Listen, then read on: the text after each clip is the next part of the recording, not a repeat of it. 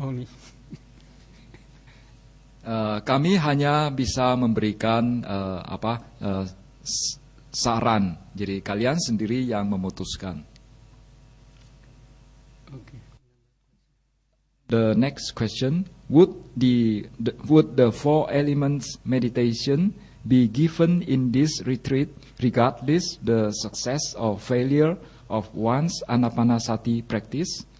Apakah meditasi 4 unsur akan diberikan dalam retreat ini terlepas dari keberhasilan atau kegagalan dari seseorang dalam latihan anapanasatinya? In this retreat, there are some meditators, especially old meditators. They are successful in anapanasati as well as other samatha meditation subjects. They are also now practicing 4 elements meditation systematically. However, there are also some meditators who are not yet successful anapanasati or other samatha meditation. They are also now practicing 4 elements meditation. If you want to practice 4 elements meditation, you can discuss with your interview teacher. Di dalam retreat ini ada sejumlah yogi yang sudah berhasil dalam meditasi anapanasati mereka, dan mereka pun sudah mempraktekkan meditasi 4 unsur. Tetapi ada juga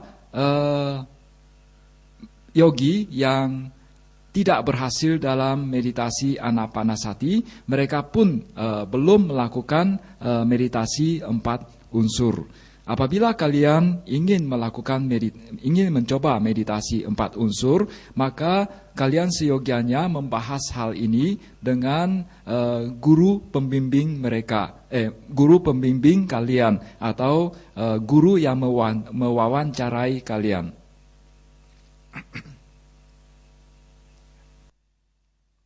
The next question: based on your experience, how long would it take to get Patibhaga Nimitta after a yogi achieved Uggaha Nimitta? Would it be 3 weeks, 1 month, or more?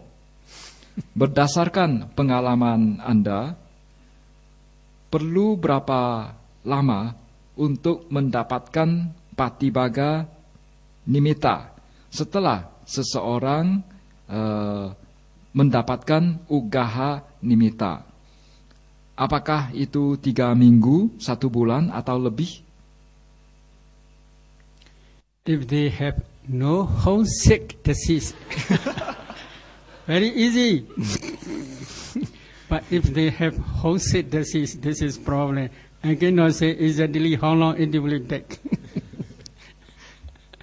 Mereka akan berhasil kalau mereka tidak mempunyai homesick atau tidak rindu rumah. Jadi tidak bisa dipastikan berapa lama diperlukan. If they can prohibit wandering mind and chattering mind, some meditators they can attain Patibhaga Nimitta within 1 sitting or 2 or 3 sittings. Apabila seorang yogi mampu mencegah pikiran yang melamun atau pikiran yang berkelana atau ngomong-ngomong di dalam berbicara sendiri di dalam batin, maka dalam 1-2 meditasi duduk mereka mampu untuk mencapai Patibhaga Nimitta, dari Uggaha Nimitta mencapai Patibhaga Nimitta. In this case, continuous practice is necessary.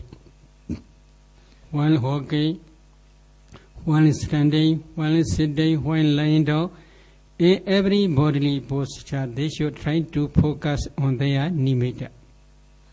Dalam hal ini, latihan yang berkesinambungan sangat penting.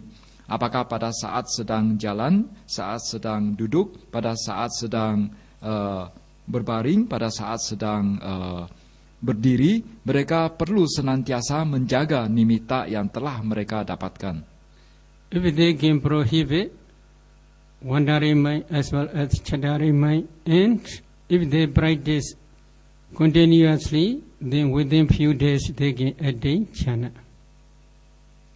Apabila mereka mampu mencegah pikiran yang berkelana atau berbicara dalam batin, dan mereka mampu berlatih secara berkesinambungan, maka dalam beberapa hari mereka akan mampu mencapai jhana. In this case, many meditators have one problem. One problem is with the unification of the breath and nimitta, they usually focus the light of wisdom frequently. The light of wisdom is maybe a little bit far away from the nostril. There they may see white color or bright color, etc. Such type of color is called the light of wisdom. If they frequently focus on that light of wisdom, then their concentration cannot improve. Banyak yogi memiliki satu masalah, yaitu mereka hanya memperhatikan cahaya kebijaksanaan yang muncul. Cahaya kebijaksanaan yang muncul itu berada di depannya, jadi tidak menyatu dengan napas. Jadi dia seyogianya memperhatikan nimitta yang sudah menyatu dengan napas. Jadi bukan memperhatikan panyaloka atau cahaya kebijaksanaan yang muncul.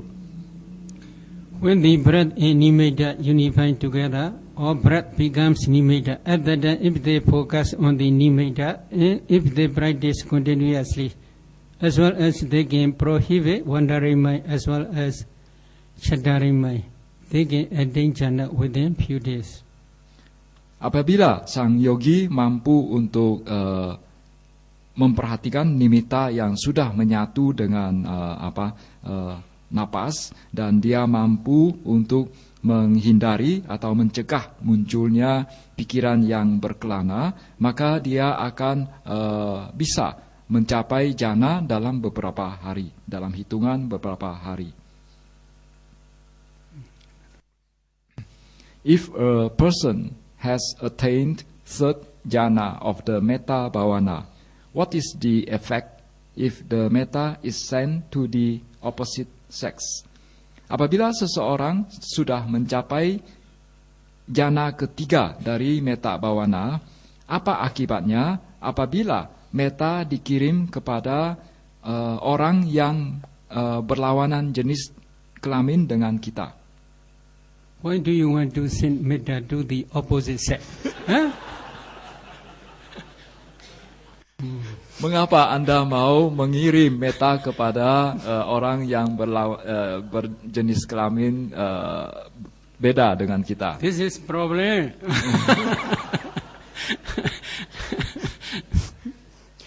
Ini masalahnya. Maybe you may understand what is problem. Ya, mungkin Anda bisa memahami apa masalahnya. In the commentary, there is one story. One day, a bhikkhu goes Armstrong in the village.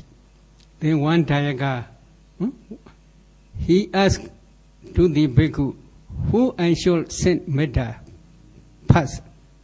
Or you should send metta first to your dear ones. Then he has dear one is his wife.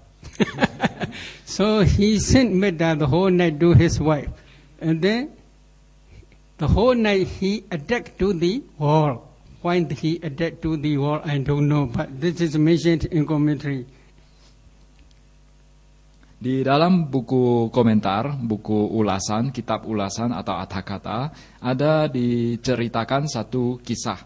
Suatu hari seorang biku melakukan pindapata, dan itu dia bertemu dengan seorang Dayaka. Dayaka tersebut dia bertanya kepada biku tersebut, siapa yang seyogianya saya kirim saya seyogianya mengirim meta kepada siapa? Lantas biku tersebut menjawab bahwa Anda seyogianya mengirim meta kepada orang yang Anda kasihi. Dia pikir orang yang saya kasihi adalah istri saya, sehingga dia mengirimkan meta kepada istrinya sepanjang hari, sepanjang malam. The problem is attachment only. The proximate cause is attachment.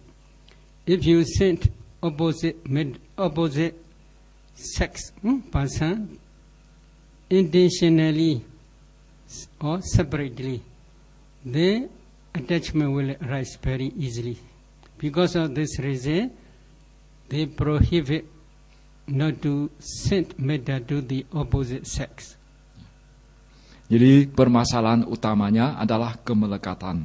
Jadi karena kemelekatan itulah, jadi seyogianya tidak mengirim meta kepada mereka yang berlawanan jenis kelamin dengan kita. Jadi kita tidak mengirim meta secara sengaja kepada mereka.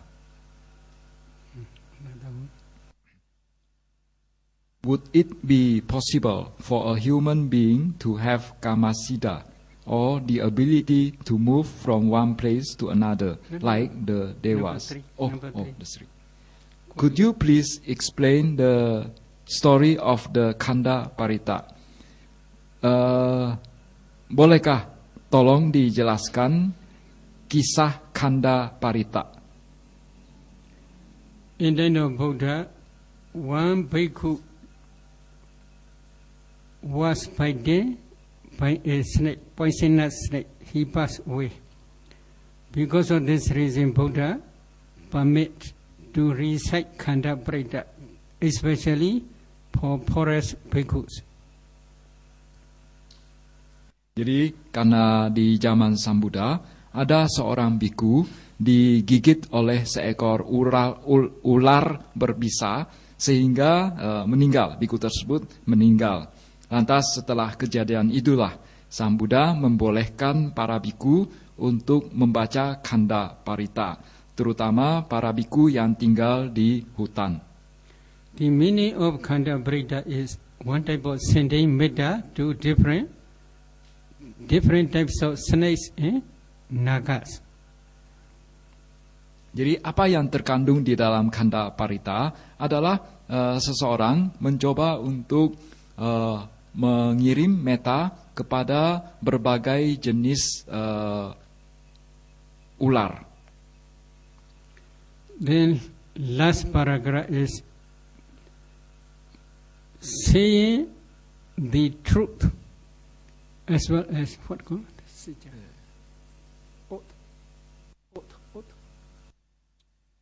maybe saying the truth because of the maybe paying respect to the seven Buddhas.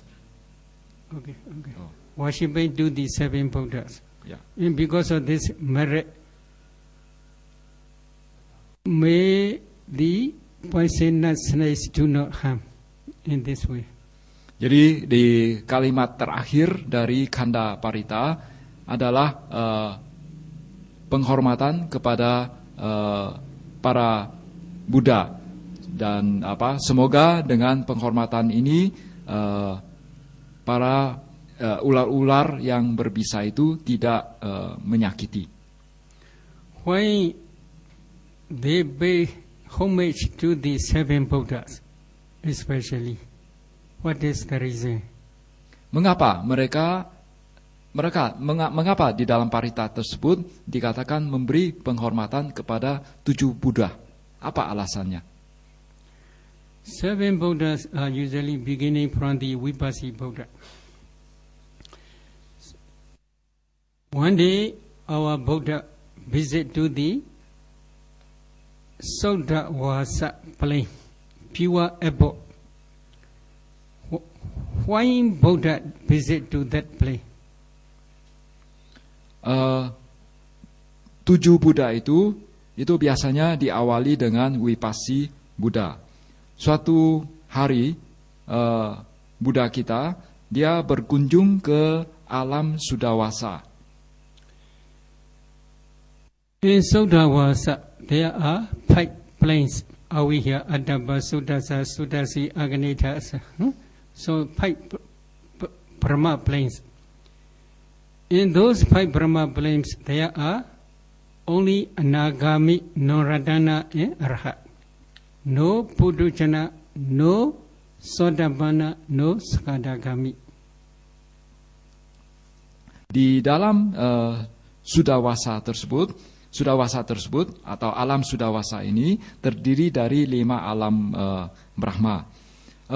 Hanya mereka yang sudah mencapai tingkat kesucian Anagami dan Arahat saja yang mendiami tempat tersebut. Jadi tempat tersebut tidak ada putujana atau orang yang belum mencapai kesucian. Jadi di alam tersebut kita tidak akan menemui Sotapana Sakadagami.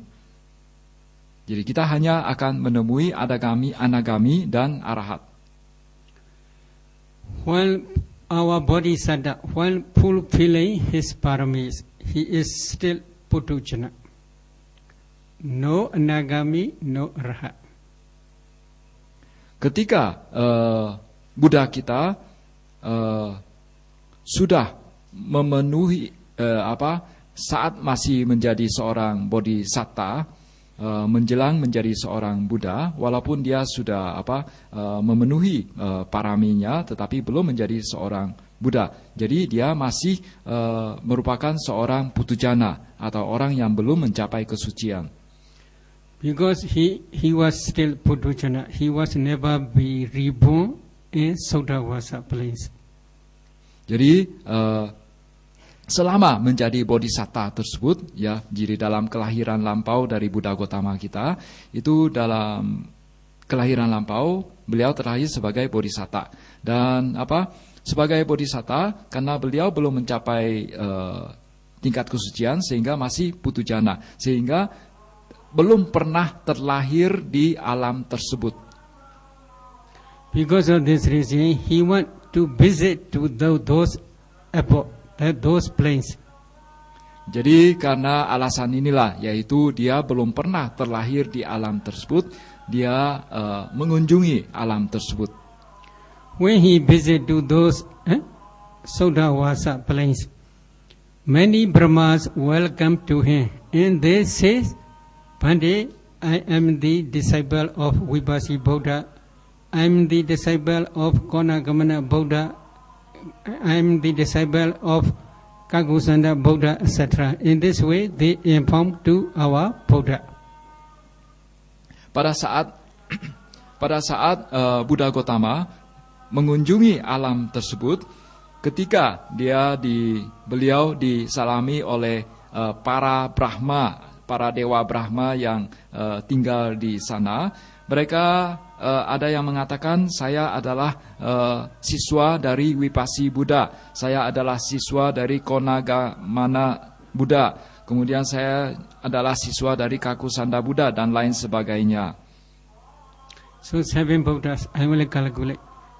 Vipassi Buddha, Sikhi Buddha, Vasavu Buddha, Kakusanda Buddha, Konagamana Buddha, Kasapa Buddha, and our Gorma Buddha. Jadi ketujuh Buddha itu mulai dari Vipassi Buddha, Sikhi Buddha, Wesabu Buddha, Kakusanda Buddha, Konagamana Buddha, kemudian Kasapa Buddha, dan terakhir adalah Gotama Buddha. So these 7 Buddha's disciples are still in that pure abode. Jadi murid-murid dari ketujuh Buddha ini masih ada di alam Sudawasa tersebut. Because of this reason, they especially pay respect to these 7 Buddhas. Jadi karena alasan inilah kita memberi penghormatan kepada ketujuh Buddha tersebut. Would it be possible for a human being to have kamasiddha, or the ability to move from one place to another like the Devas? Apakah mungkin bagi seorang manusia untuk memiliki kemampuan kamasida atau kemampuan untuk berpindah tempat dari satu berpindah tempat dari satu tempat ke tempat yang lainnya seperti para dewa. Maybe this is one type of kama jeti, Pali kama jeti, kamaja edi. Mungkin kamasida ini di dalam bahasa Pali disebut kamajedi atau kamaja idi. Kamaja edi means the power to fly in the sky because of kama. Kamaja, you can test by yourself. It is better. Kamajedi artinya adalah kesaktian yang timbul karena akibat kama lampau. Jadi Anda bisa mengajar diri kalian sendiri. Very difficult. No, it is. But if Sangat you sulit. practice psych power, maybe possible, but it is also not easy. Jadi tidak mudah. Tapi apabila kalian memiliki kesaktian atau abinya, maka ini bisa dilakukan. Tetapi bagaimanapun juga ini tetap suatu hal yang cukup sulit. To be able to see the Dewa realms or hell beings realms is the yogi required to get the jhana state first. Untuk bisa melihat alam dewa atau alam neraka, mereka yang menghuni neraka, apakah seorang yogi perlu mencapai tingkat jhana duluan? Maybe there are possibility 3 reasons. Number 1 is parami. Because of their previous parami, although they have no jhana, some persons they can see some Vedas, some devas, not all. Ada 3 alasan. Pertama, karena parami seseorang, walaupun dia tidak memiliki jhana, belum mampu mencapai jhana, tetapi dia bisa melihat sejumlah peta atau sejumlah dewa, tetapi tidak semuanya. One of my friends told me one story in Burma. That meditator, he specialized only Buddha Gnostic, recollection of Buddha's quality. But his concentration, because of previous parami, may be very strong. Because of this concentration, the light of wisdom also appear. With the assistance of the light of wisdom, he can see many Vedas, as well as many devas. Ada seorang sahabat saya di Myanmar, dia menceritakan sebuah kisah kepada saya. Jadi ada seseorang, dia berlatih Buddha Nusati, dan ditambah lagi karena parami lampaunya, sehingga dia mampu menghasilkan cahaya kebijaksanaan. Dengan menggunakan atau melalui cahaya kebijaksanaan ini, dia mampu melihat banyak peta maupun dewa. When they are practicing, number 3 is metta. When they are practicing metta or karuna or mudita or upeka, for sublime by days, at that time also, if they already attain jhana, because of the power of jhana, they can see different types of Vedas, different types of hell beings, different types of devas and brahmas. Yang ketiga adalah apabila seseorang mampu mempraktikkan 4 Brahma Wihara, yaitu metta, karuna, mudita, dan upekha, maka dia akan mencapai jhana. Melalui pencapaian jhana ini, maka dia akan mampu melihat para makhluk yang berada di alam peta, alam dewa dan sebagainya. The second one, yeah, the second. Yes,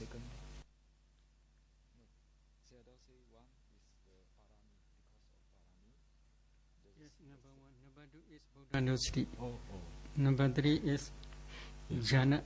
Ya, jadi kami simpulkan yang pertama adalah parami seseorang, lalu dia tidak mempunyai jana. Yang kedua adalah berkat latihan Buddhanussati tambah parami lampau sehingga dia mampu menghasilkan cahaya kebijaksanaan. Yang ketiga adalah karena latihan 4 Brahma Wihara dan mencapai jana. Middha jhana also can produce light. This light also called the light of wisdom. All jhanas also can produce light. That light also is called the light of wisdom. But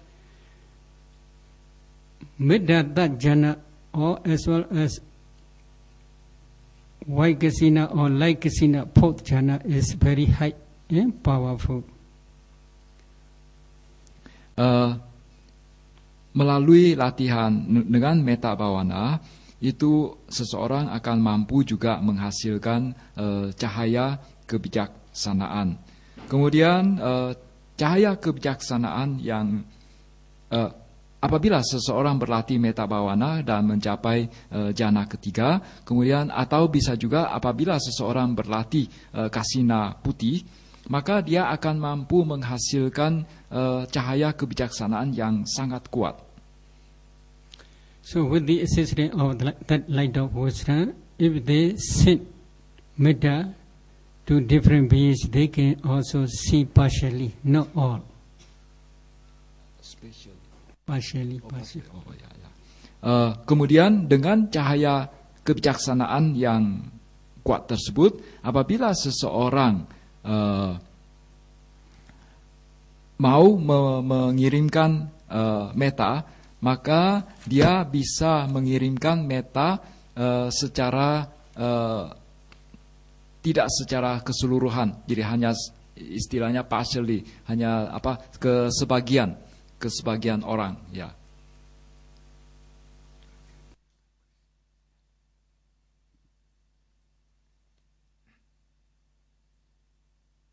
Is it true that there is a relation between meditation object suitable for a yogi and his or her past life experience? If it is only the Buddha had the ability to know the suitable meditation object for a person, then would it be possible for us to have this ability? Do we need to attain jhana first to gain this ability? Can you please also explain how this is related to the past life regression or dependent origination, of which the topic has got a lot of attention from many people or yogis around the world? Apakah benar bahwa ada hubungan antara objek meditasi yang cocok bagi seorang yogi dan pengalaman lampaunya? Apabila hanya Buddha saja yang memiliki kemampuan untuk mengetahui objek meditasi yang cocok bagi seseorang, lantas apakah mungkin bagi kita untuk memiliki kemampuan demikian? Apakah kita perlu mencapai jhana dulu untuk mendapatkan kemampuan demikian? Dapatkah engkau tolong juga jelaskan bagaimana ini berhubungan dengan regresi kelahiran lampau, di mana topik ini mendapatkan banyak perhatian dari banyak orang di seluruh dunia.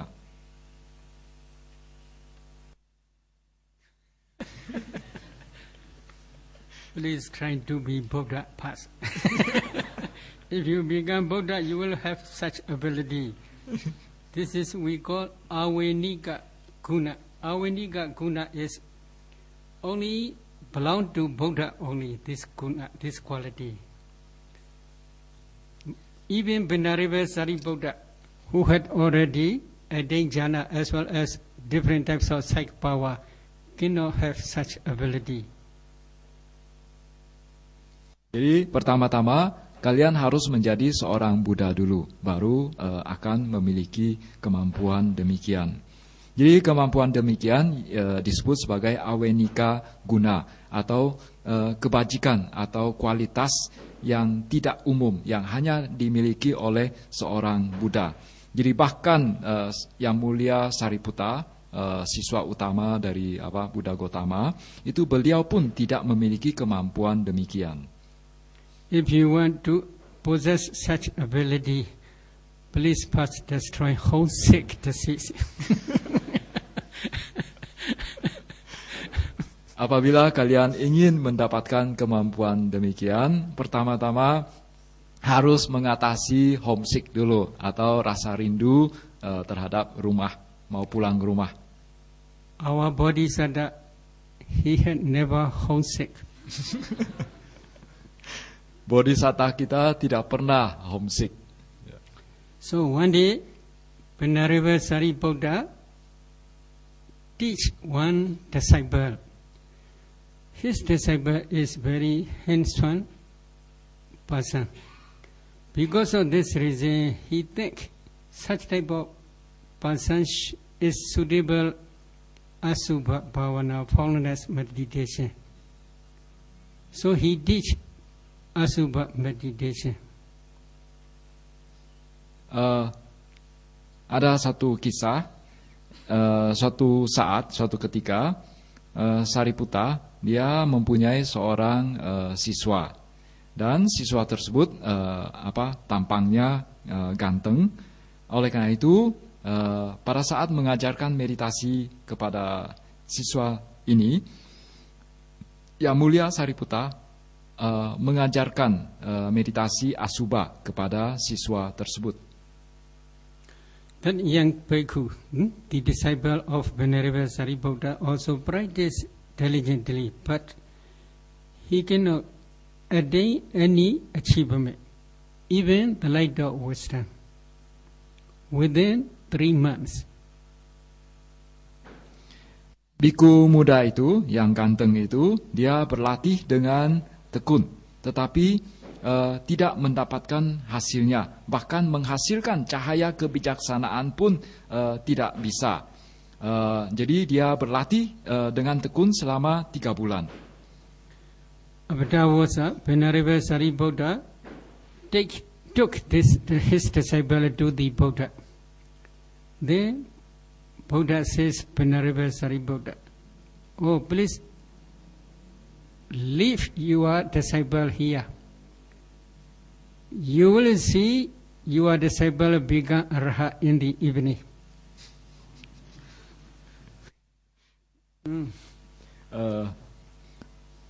Lantas Sariputta, Yang Mulia Sariputta membawa siswanya ini, karena dalam 3 bulan tidak mendapatkan hasil apa-apa, sehingga dia membawa siswanya, yaitu biku muda tersebut, menghadap Sang Buddha.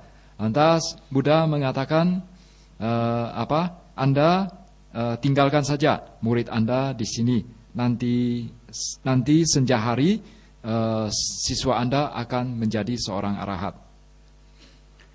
What is the reason? That young bhikkhu don't want to see reversible objects such as dead body, etc. Alasannya mengapa?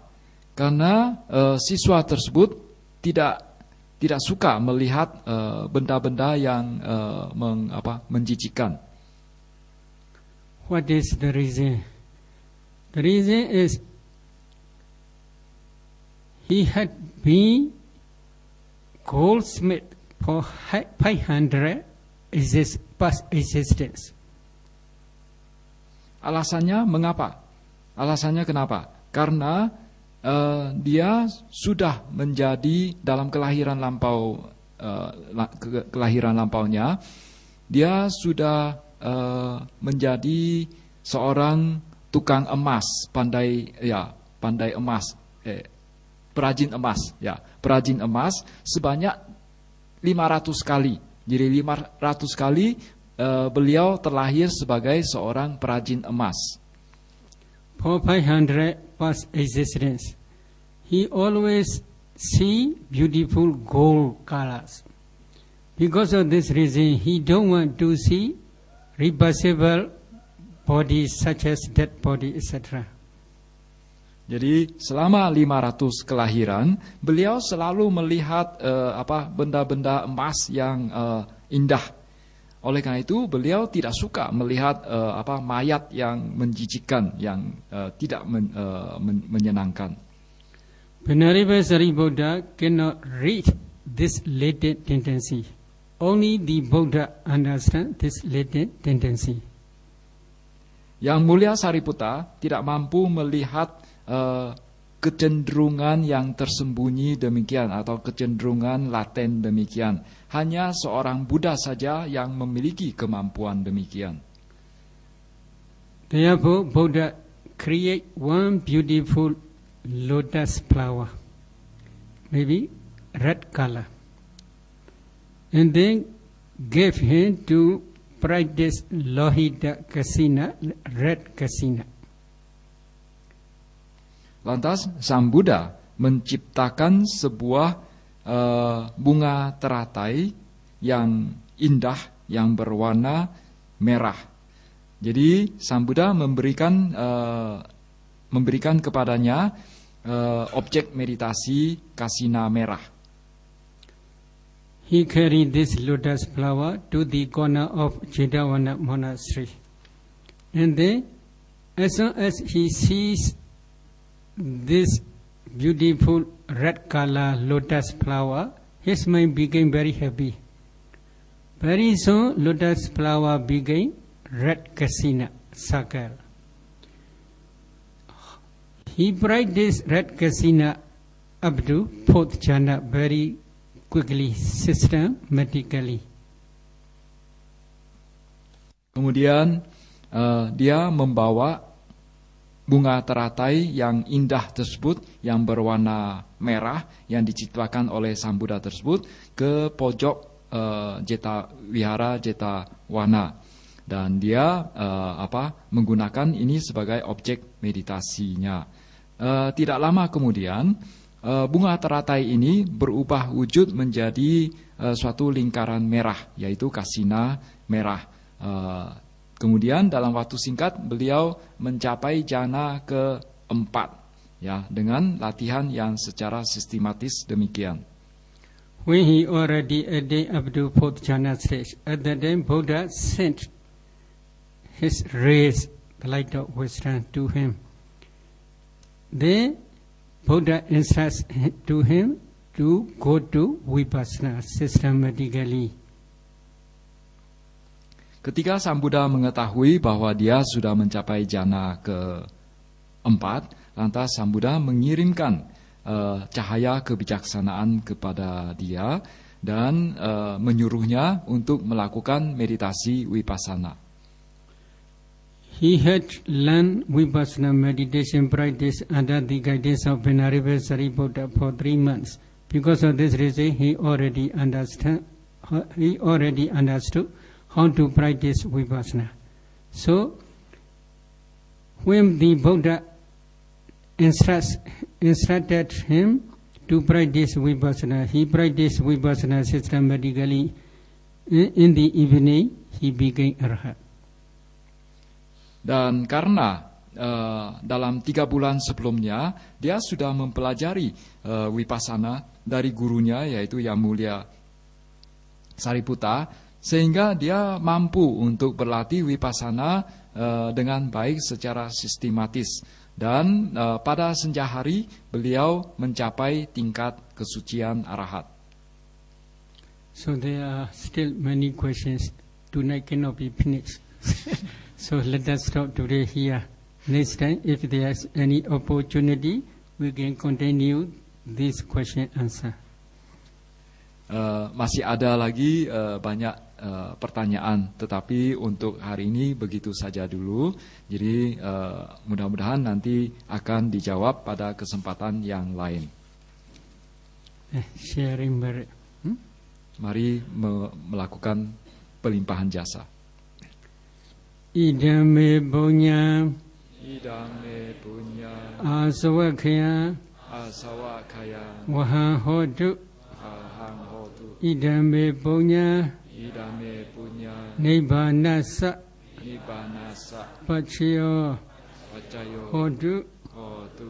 Idame punya Idame punya sabba sadana sabba satana bhajema bajema desabe desabe mesama mesama punya baga punyang baga labandu labantu sadhu sadhu sadhu.